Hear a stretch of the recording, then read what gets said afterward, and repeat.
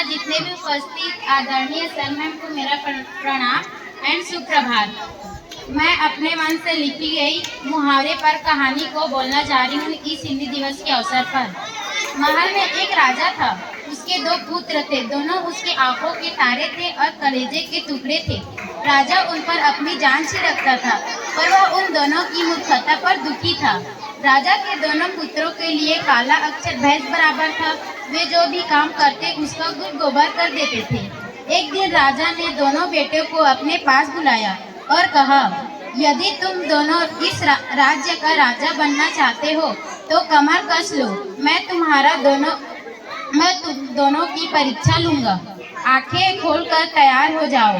सुनकर उसके दोनों बेटों के हाथ पांव फूल गए। राजा ने कहा, तुम दोनों के किसी दूसरे शिक्षा नहीं ली है, इसलिए तुम दोनों अकल के दुश्मन हो। मैं तुम दोनों को अपने गुरु के पास भी भेजना चाहता हूँ। इससे एक पद को कार्य होगा। एक तो तुम दोनों बुद्धिमान हो जाओगे और दूसरा तुम दोनों बाहर वातावरण के परिचित हो जाओगे। वे दोनों मन सोचकर गुरु की यहाँ गए। उनके गुरु उनको रोज नई कहानियाँ सुनाते और रोज नई समस्याएं देते जिन्हें उसको हल करना होता। समस्या सुलझाना उनके लिए